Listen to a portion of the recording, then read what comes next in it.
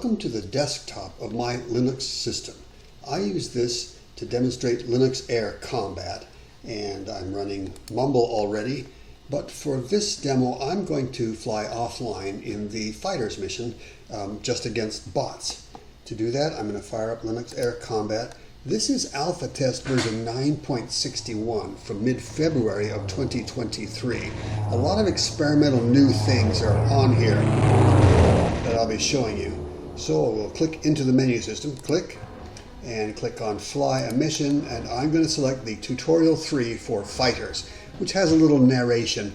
I'll be talking about what's going on, and I may pause the mission a little bit to just talk about what the new cockpit looks like. Here we go, click. Disconnected from server. Server connection failed. Connection refused. Connected. All that was from Mumble as it cycled into the proper channel. Now I'm going to click Start Mission. And you can now see my new cockpit. I've paused the movie. Let's talk for a minute about this new cockpit. These instruments are all new. Prior versions of Linux Air Combat had all digital instruments in what we called a digital glass cockpit, which gave a better frame rate on marginal computers. That will still be an option. As you see this new cockpit, there will be an option to revert back to the old one without compiling. It'll be a runtime setting. This is your new airspeed indicator. When its needle is pointing straight up, you are stopped. Straight up means 000 miles per hour.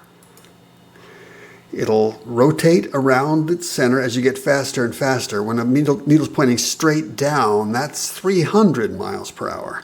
If you speed up faster than that, it'll rotate more and more. If you could go 600 miles per hour, it would cycle all the way back up and point straight up again. But of course, none of the World War II airplanes that we model can go that fast. So you won't ever see it you won't ever see it wrap all the way around. This is your new altimeter. At 0 feet altitude, its needle points straight up. So if you're at sea level, it's going to point straight up. At 5,000 feet, it spins, as you climb it spins, and at 5,000 feet it spins halfway around and points straight down. It'll continue spinning, and as you climb, at 10,000 feet it cycles all the way around and points straight up again, and the alt or altimeter counter increments from 0 to 1. And this pattern continues every 10,000 feet. So you might climb to 20,000 feet or 30,000 feet or even 40,000 feet, and that alt indicator would go from 0.1 at 10,000 feet to 0.2 at 20,000 feet to 0.3 at 30,000 feet, and as the hand cycles around again, you can tell exactly what your altitude is.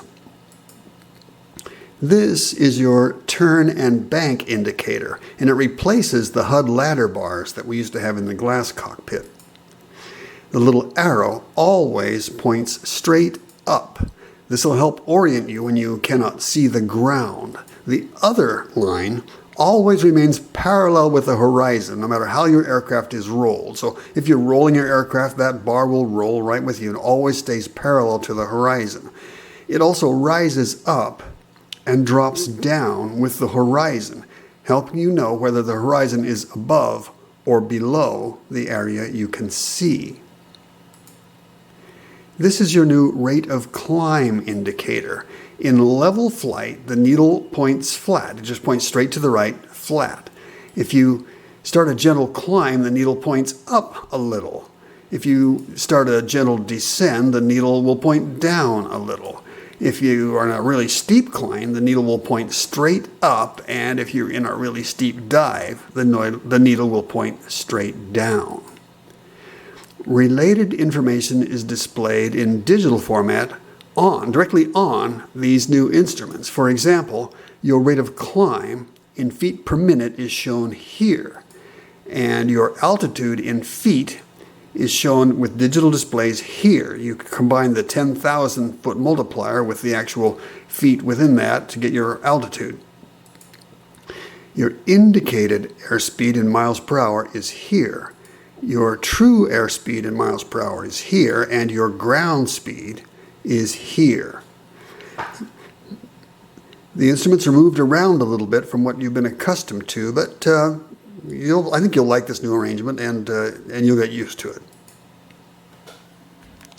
This cockpit is bigger than before with analog style, old style instruments that we've never seen before. I'm going to apply my speed brake to make my P-38 Lightning turn better at high speed. And I'm going to add more emergency power.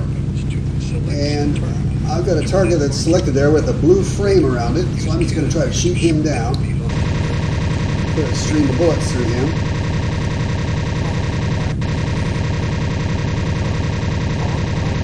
Oh, come on, die. He doesn't want to die.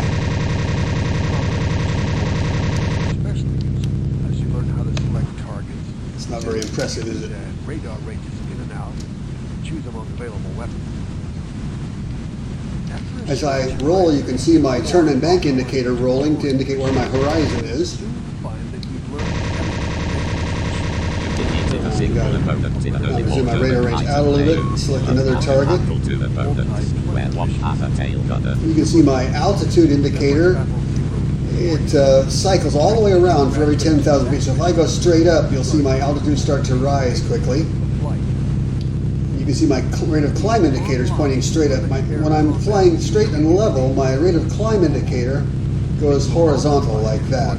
If I start to descend, it indicates downhill. If I start to climb up, it indicates I'm going uphill, climbing.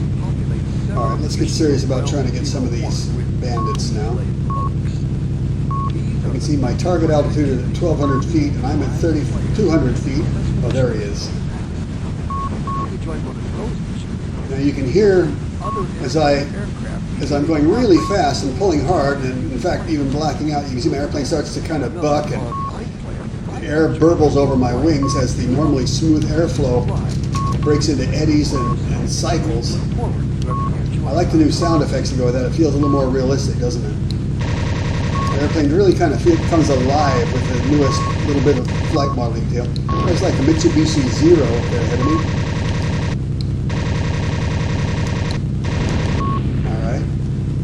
Two victories. There's another one. You can see my airspeed indicator, the leftmost of those three new indicators. I get faster and faster. If I slow down to a crawl, zero is straight up. My actual airspeed is shown in digital notation on that meter, on that clock face meter, which isn't fully realistic, but it's a compromise I've made for now. That bot took some shots at me and actually damaged me a little bit. He's at 2,300 feet. There he is. See if I can take him out. Oh, that's a bomber. He probably has tail guns. Airplane of that size does usually, they have tail gunners, so and you have to put some bullets into him to shoot him down. Okay, let's try free opponents.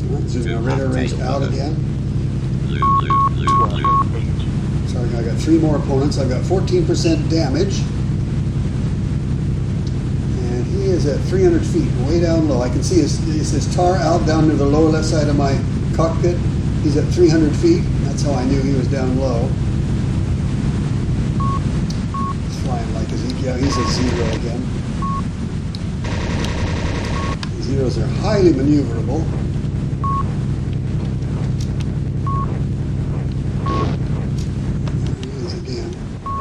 I don't want to loop under for that. I might have hit the ground if I'd have tried to follow him under there.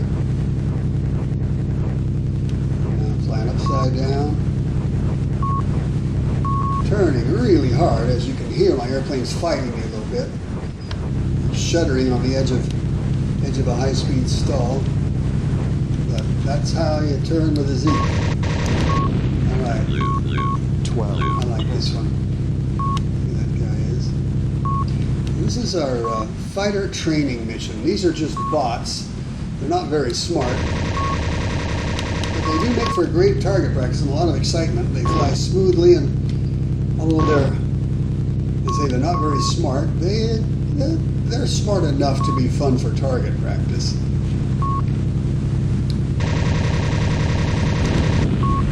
Blue. 12. The guy's up at 5,000 feet. Notice my altimeter. My altimeter will cycle all the way around, make a full circle every 10,000 feet. And there's a little counter. See, at the bottom of that altimeter says alt 00. That means I haven't yet gone to 10,000 feet. When I get above 10,000 feet, that'll go to 01. When I get above 20,000 feet, that'll go to 02, etc. And then the number at the top of that instrument says how much higher than that base 10,000 repetition I'm at. So I'm at 1,168 feet. My target is at 6,000 feet. And I don't want to climb that high. If I try to climb up there, I'll be low and slow. So I see him above me there. But I'm going to wait till he comes down. I have confidence he'll come down and meet me if I don't do anything. So I'm just going to fly low enough to pick up some speed. There we are, about 220 miles an hour. That's a nice speed for me. Keeping my radar range out enough to see him. And he's coming down. I can see him. Look at his tar out. I've seen it 3,400 feet, 3,300 feet, 3,200 feet. So I'll see him pretty soon. Up here, 2,400 feet.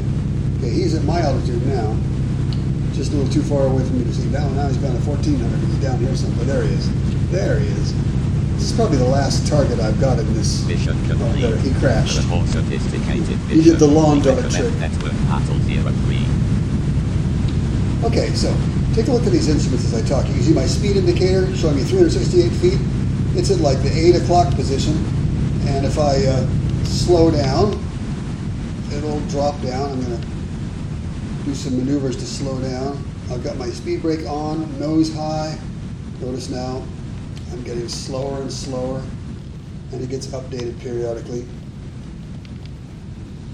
Slowing down now. I've slowed down 100 miles an hour from this. You can also see my turn and bank indicator is rotating.